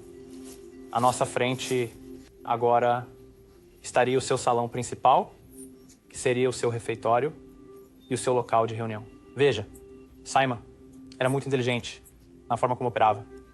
Você e eu poderíamos estar sentados na mesma sala e você poderia pertencer à divisão médica da Saima. E eu não saberia quem você é. Poderia haver jantares formais. Você sabe. Depende de celebrar diferentes ocasiões na história da Saima. Esse tipo de coisa. A Maxwell viria lá com seu antigo uniforme de Comodoro do século XVIII. Ele vai?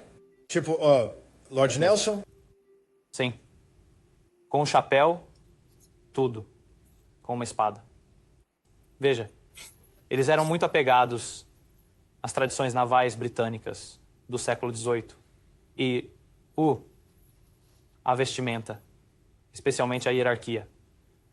Nós usávamos branco normal. Esta é uma imagem de... Maxwell. Sim. Ele estava parecendo assim? É exatamente assim que o Comodoro Maxwell parecia. Ele vestia o branco o tempo todo. Eu nunca ouvi usar outra coisa. Sempre de branco. Além de branco. Sempre branco. Este é o Maxwell aqui. É uma pessoa muito inteligente. Muito manipulador. Ele impunha respeito. Se você o conhecesse, não poderia deixar de mostrar respeito ao cavalheiro. Ele era carismático? Muito. Mas também muito perigoso. Perigoso de que maneira? Se ele gostasse de você, e se você representasse uma ameaça para ele te eliminaria. Ele simplesmente te mataria? Ele mesmo ou ele próprio? E que tipo de operações você estava fazendo? Bem, apenas operações padrão. Estávamos envolvidos em golpes, assumindo países para outros líderes. Estávamos envolvidos em Moçambique, espalhando o vírus da AIDS através de condições médicas. Estávamos envolvidos em Angola com o Dr. Jonas Savimbi para várias operações. Recebemos apoio militar. Então, pessoas foram mortas durante essas operações? Definitivamente. Nós...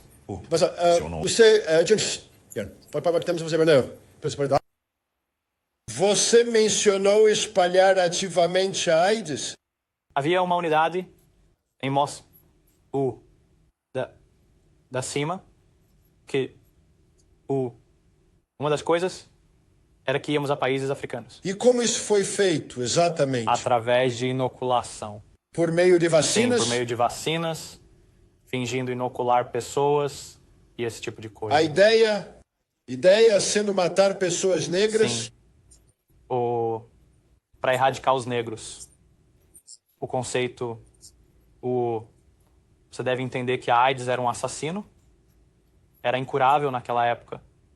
Então se acreditava que se você infectasse pessoas, era a abordagem rápida, não militar, para eliminar os negros. Isso é algo que você sabe com certeza, que a AIDS estava sendo ativamente dispersada para outros países. Sim, para países africanos. Antes de continuarmos com Alexander Jones, devo falar sobre o caso de Dagmar Fayol.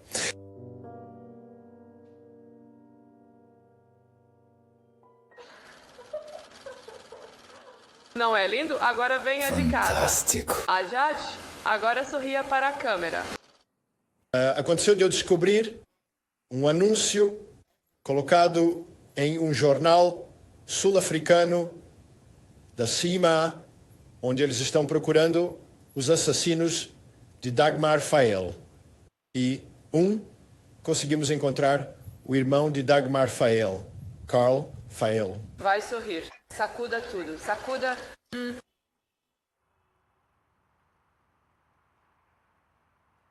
Minha irmã veio até mim e disse que precisava confiar em mim, que precisava sentar-se comigo. Desculpe, eu só, claro. Não. Você consegue. Está tudo bem. Eu sinto muita culpa sobre isso, porque ela realmente se sentou comigo e me disse que acha que vão matá-la. Ela te contou isso? E eu perguntei a ela, quem? E ela disse que não sabe, mas acha que estão atrás dela. E ela disse que já tinham matado 3 ou 4 pessoas da mesma equipe da qual ela fazia parte. E eu perguntei, qual equipe? E ela disse que não podia me contar. A outra coisa que ela disse é que precisava vir à igreja comigo. Ela precisa se acertar com Deus. Ela espera estar morta dentro das próximas semanas. A irmã dele, Dagmar, foi recrutada para o CIMA. Ela tinha formação como bióloga marinha. Então acredito que você obteve seus resultados matriciais. Quero dizer, universidade. Resultados da universidade, sim. Como foi? Foi muito bom. O que você quer dizer com bom? Bem, eu passei. Como você foi bem. Ela mencionou sem muitos detalhes que o que tinha estudado era particularmente útil no trabalho que estava fazendo então. Em outras palavras, a parte de pesquisa do que ela fazia em biologia marinha estava sendo usada diariamente nesse papel específico. Mas o que achei muito peculiar é que ela tinha um trabalho de escritório regular, trabalhando como secretária e assistente administrativa em Joanesburgo. Mas mesmo assim, ela estava fazendo toda essa pesquisa nos bastidores. Mas ela nunca, jamais, me contou o que era. Foi como trabalhar em um laboratório de novo. Em um laboratório, pesquisa clínica, mas onde? Ela nunca me contou. O tema da pesquisa sobre a SIDA surgiu várias vezes, de forma bastante solta na conversa. Nunca liguei os pontos. E ela se tornou supremacista branca e viajou para Moçambique e outros países africanos que fazem fronteira com o oeste da África do Sul para levar vacinas para as pessoas lá. Países como Moçambique, Angola. Sim, Suazilândia. Botsuana foi mencionada várias vezes. Mas ela descobre que essas vacinas da CIMA estão contaminadas e quer contar à polícia, às autoridades, o que está acontecendo. Mas antes de conseguir fazer isso, ela é assassinada. E corri por Joanesburgo. E cheguei ao apartamento dela. E encontrei o Fusca branco dela, estacionado na frente dos portões de segurança do apartamento. Encontrei-a deitada na rua. Sim, desculpe. Mas... Claro. Foi há tanto tempo e ainda é um pouco chocante. É novembro de 1990. A polícia investigou este assassinato? Não. Eles não tinham absolutamente nenhum interesse em prosseguir com o caso. Por quê? Não posso te dizer. Então vamos ver Alexander Jones. Estávamos em guerra. Pretos na África do Sul eram um inimigo. Mas então era sobre a supremacia branca? Definitivamente. Definitivamente tentando manter a supremacia branca no continente africano. E, além disso, ele nos diz que o propósito das clínicas de Maxwell, em Joanesburgo e arredores, era infectar pessoas negras com HIV. Sim, a de Tokose. Eles tinham a de Alex. Ah, se não me engano, havia no leste, no lado oeste.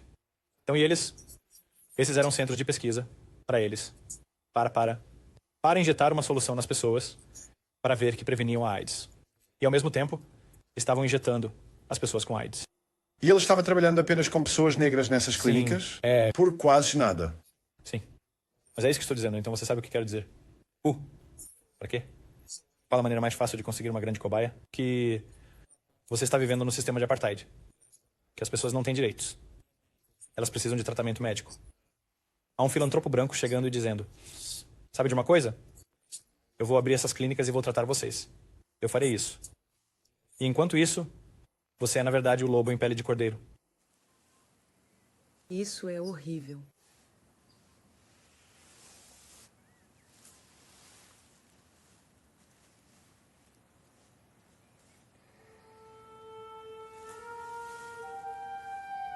Foi...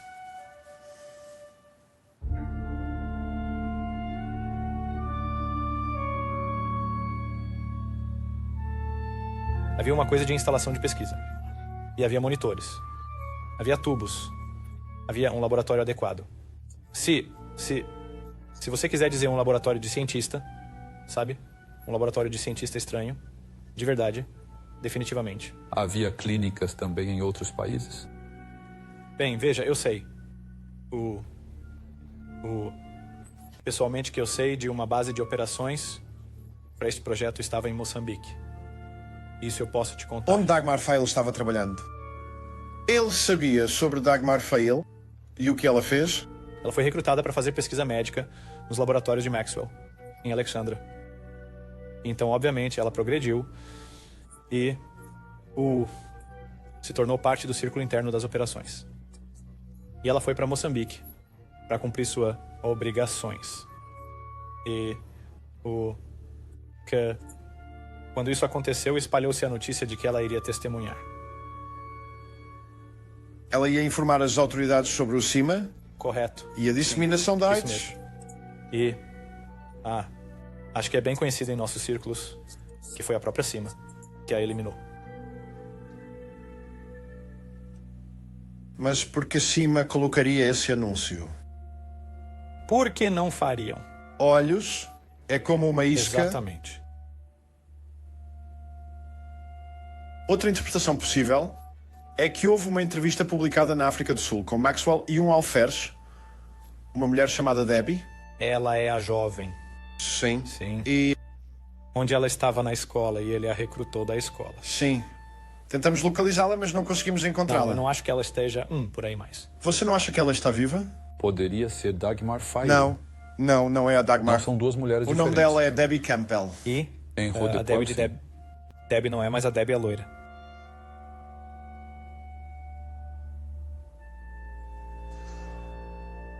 O governo sul-africano, o regime do apartheid, eles saberiam que CIMA estava espalhando AIDS dentro da África do Sul e fora também para exterminar pessoas negras? Muito provável. É por isso que estou te dizendo que é por isso que pessoas foram mortas por isso. É por isso que a Dagmar Fail foi morta, talvez? Sim. É por isso que Dagmar foi morta. Você está desperdiçando o champanhe. Pare!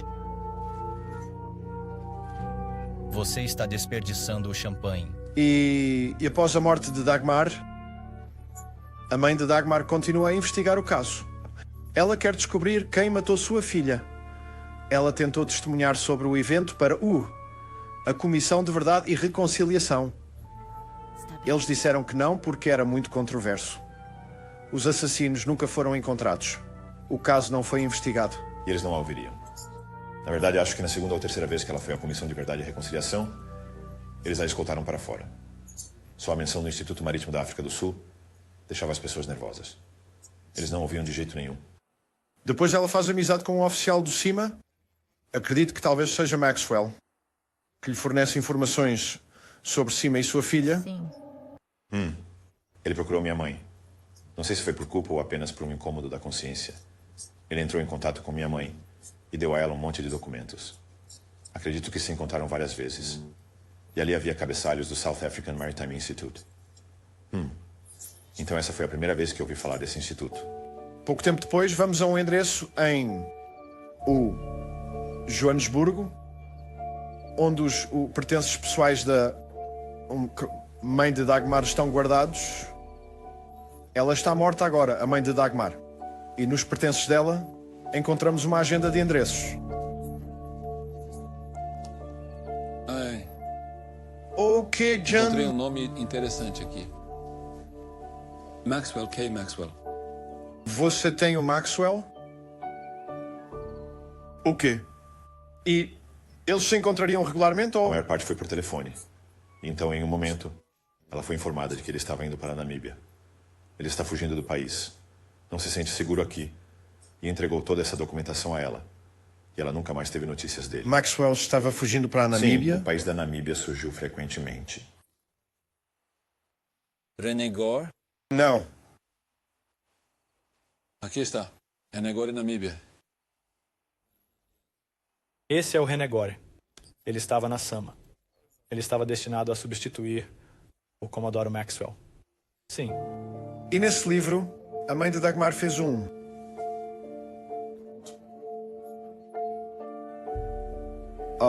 número de anotações.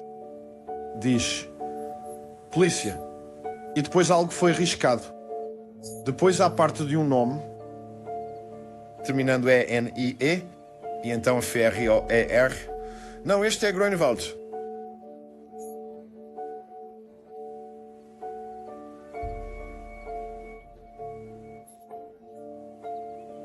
É? Diz Tini Groenewald. Uau! Diz que Tini Groenewald ordenou o assassinato de Dagmar além de mais 4 pessoas. Isso é incrível. De certa forma, faria sentido. Quero dizer, Tini Groenewald, ele era uma pessoa-chave, figura importante na inteligência militar.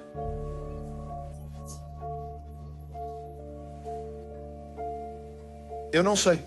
Eu não consigo ver essa organização como realmente tendo um papel significativo.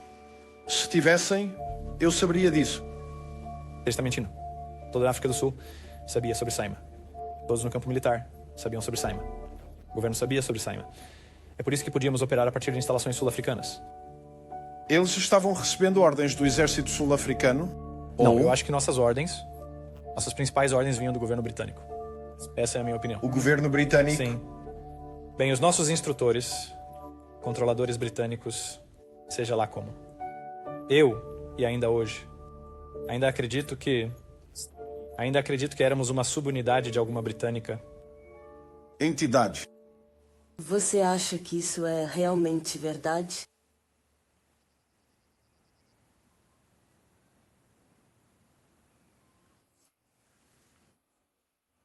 Sabe, há 3 dias conheci Alexander Jones. Ele parecia muito credível. Ele não oferece nenhuma documentação, mas certamente parece ser uma pessoa bem informada.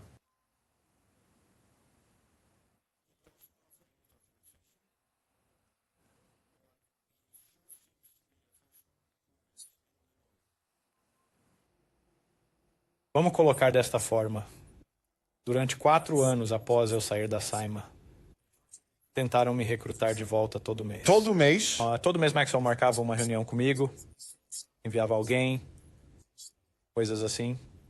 E, eventualmente, chegou a um ponto em que eles estavam indicando ameaçar a minha família. E um dia fui ao escritório de Maxwell, e Alex, eu ameaçamos.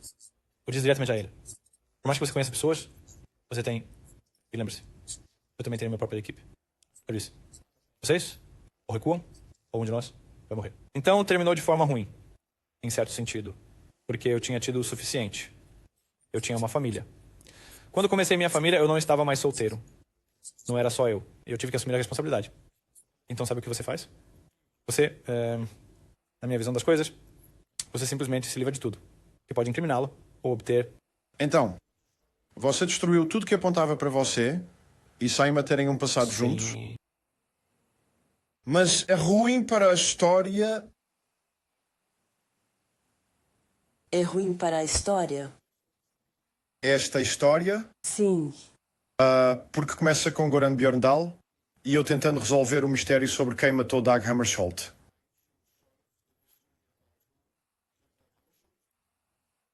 E então, de repente, é algo totalmente diferente.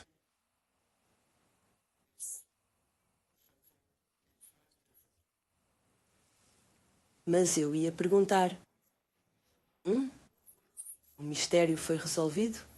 Ou você apenas mudou para outra coisa agora? Ou não se importa com o que deveria ter sido resolvido inicialmente?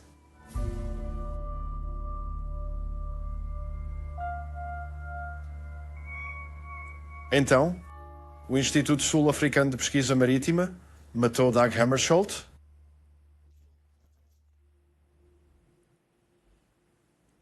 Eu quero houve envolvimento.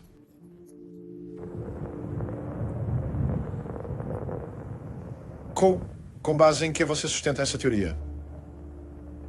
Havia fotos que me lembro de ver em uma das nossas reuniões.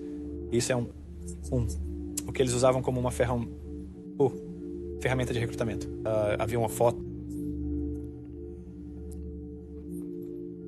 onde você podia ver onde todas as árvores foram queimadas. Onde havia uma floresta. Suponho que era uma floresta. Todas as árvores estavam queimadas. Você podia ver os formigueiros e coisas assim.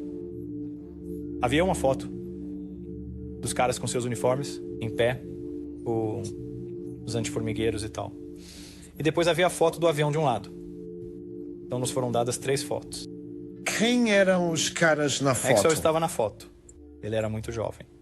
Keith Maxwell, sim. Sim. Ele estava definitivamente lá porque isso era uma coisa. E ele estava... Eu ainda posso lembrar da foto. Ele ainda estava usando shorts. Meias compridas e... botas de combate. Com seu boné camuflado. Havia 2 outros caras. Um estava usando um uniforme militar completo. E então E ele tinha uma barba. Poderia o cara barbudo ser o agente com o codinome?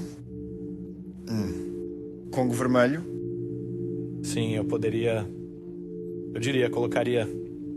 Talvez 80% provavelmente teria sido Congo Red. Esse seria o Congo Red? Você já resumiu toda a história? Ainda não? Talvez eu consiga uma ideia quando você resumir. Conseguimos estabelecer que Cima era bem real, mas...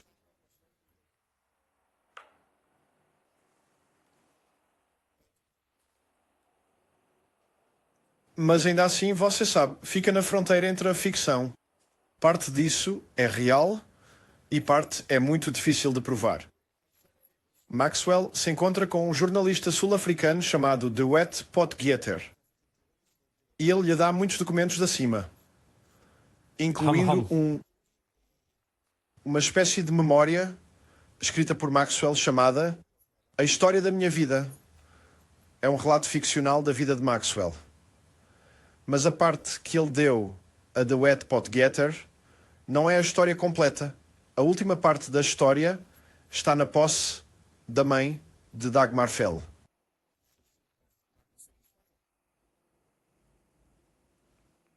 Certo. Achei isso muito estranho. A sua mãe recebeu isso apenas uma vez?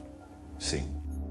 Eu acho que pouco antes disso, o Tenente Maxwell, o Comandante Maxwell, como ele se referia a si mesmo, acho que no ponto em que ele estava pronto para partir, ele deu à minha mãe tudo o que tinha em mãos para ajudá-la a encontrar o assassino. Porque por que de outra forma?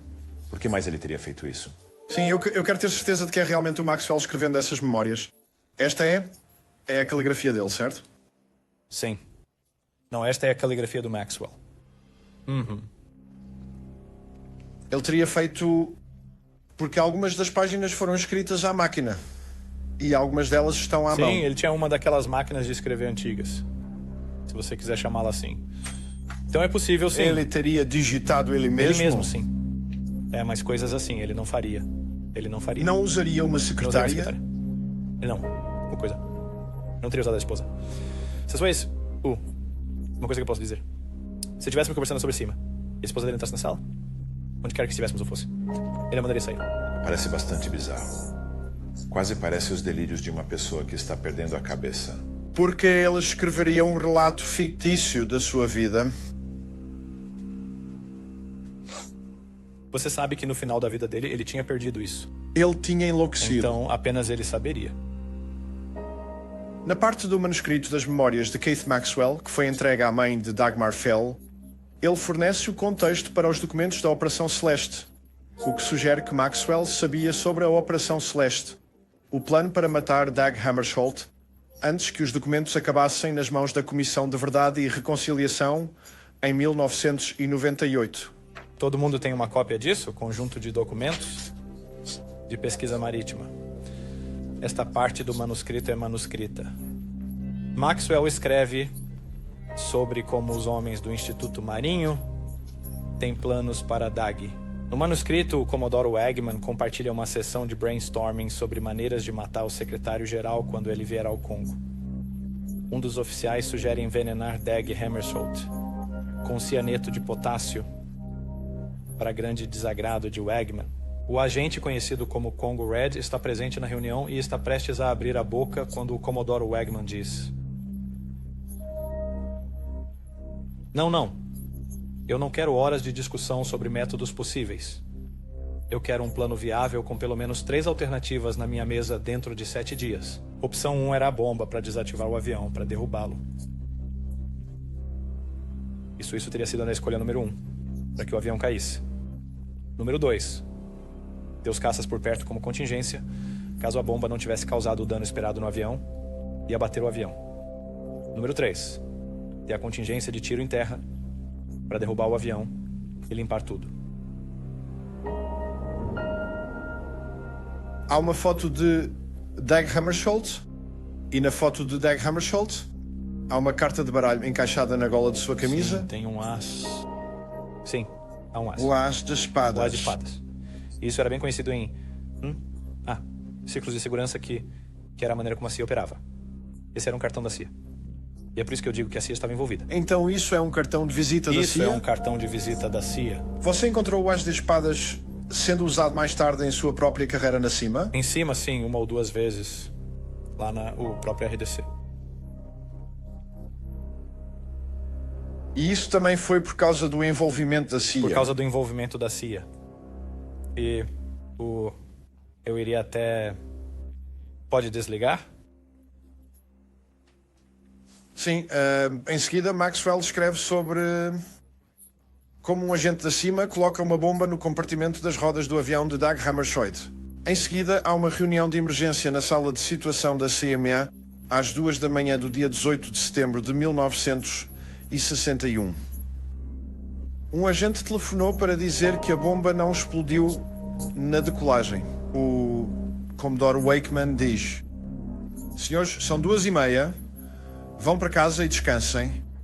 Resolveremos algo pela manhã.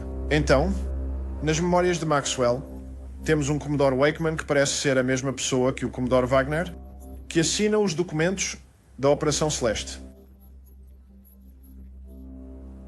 Mas então mostramos esses documentos a Grunewald. E ele foi totalmente desdenhoso em relação a eles. Ele disse: Você nunca colocaria algo assim no papel. Ele disse: É muito pouco profissional. Não é profissional. Nada profissional. Não, eu discordo, porque muita coisa nossa foi para o papel. Eu discordo. Então seria normal para cima colocar coisas assim no papel? Para as pessoas relevantes? Sim. Qual é o propósito? É. Para fins de confirmação, para dizer que há suporte, sabe? Que há aprovação. Que é sancionado. Então, a CIMA tinha de fato sua própria burocracia? Sim, definitivamente. Muito. E eles eram muito rigorosos e exigentes com isso. Por exemplo, voltemos um pouco. Quando vimos o Comodoro Wagner, a etiqueta era que você não tinha permissão para se aproximar dele. Você conheceu o Wagner? Não pessoalmente, mas lembro dele estar em uma das reuniões. Você o viu? Sim. Como ele era? Sim, ele era um homem velho e frágil naquele momento. Porque, para nós, é totalmente impossível encontrar qualquer coisa sobre ele. Olha, eu sei que ele era um empresário. Com certeza. Que tipo de negócio? Se me lembro corretamente, era algo relacionado à área médica. Então, uma batida na porta. Um tenente entra, saúda o Comodoro e entrega-lhe um pedaço de papel. O que é isto? Meu Deus, funcionou, disse Wakeman, acenando com a mensagem para os outros. Ela se aproximou de Endola por volta da meia-noite. Funcionou, por Deus, funcionou. Houve sorrisos por toda parte. Congo Red tinha cumprido. Na última parte das memórias de Maxwell, ele escreve sobre a visita aos arquivos da CIMA,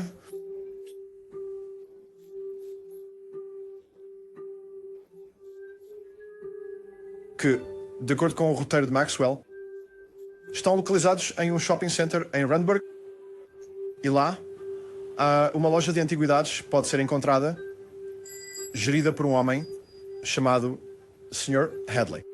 Você conhece alguém chamado Sr. Hadley que tenha uma loja de antiguidades em... Não? Ele entra na loja e na sala dos fundos há um arquivo que Maxwell chama de diário de viagem. São todos os microfilmes e fotos das operações da CIMA em países estrangeiros de, acho, 52 a 84. Mas ele parece estar especialmente preocupado com o ano de 1961.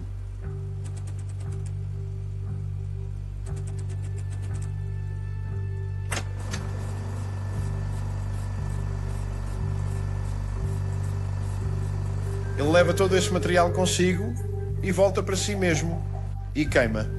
Destrói todas as fotos, todo o microfilme.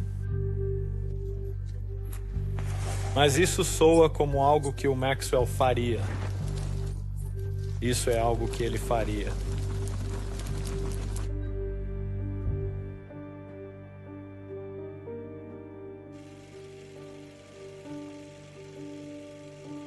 Qualquer pessoa que resistisse a qualquer forma branca de...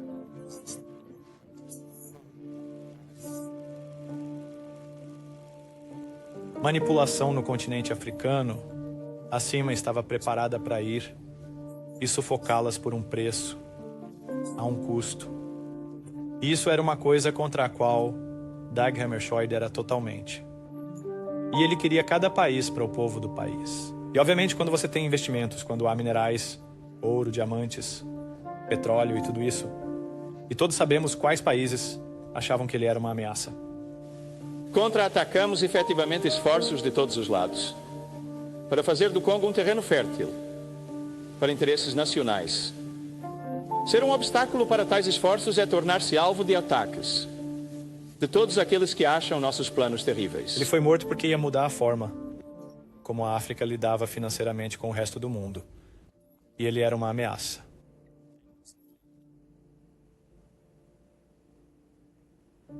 E quem tem mais a perder? Corporativo. Negócios corporativos em todo o mundo. As pessoas são gananciosas. As pessoas querem o que os outros têm e não querem pagar por isso. É por isso que vem para a África. Porque a África parecia ser fácil e... terceiro mundo. E agora a África está começando a revidar. E acho que isso teria acontecido há 30 anos, 40 anos, se Dag Hammarskjöld tivesse conseguido. A África seria um continente completamente diferente hoje, se Dag Hammarskjöld tivesse sido permitido viver e cumprir seu mandato.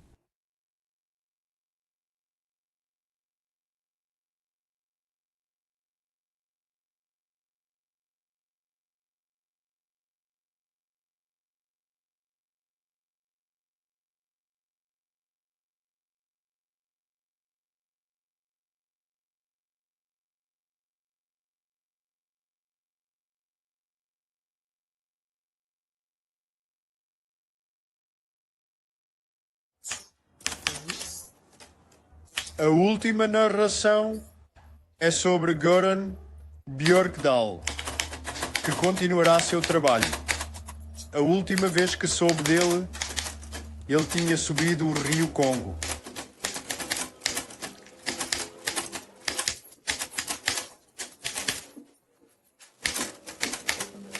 A última vez que eu ouvi falar dele, Ele tinha subido o rio Congo, procurando o laboratório secreto de Maxwell na selva. Albertina, come a lotia, pena plata, Johnny pena taboré. Albertina, come a lotia, oh, pena plata, Johnny pena taboré.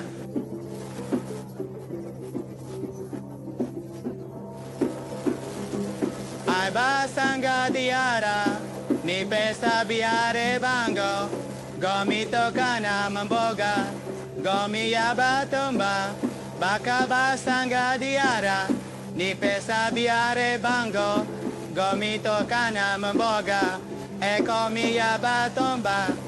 Albertina, ven a lotia, pena plata, Johnny pena taboré.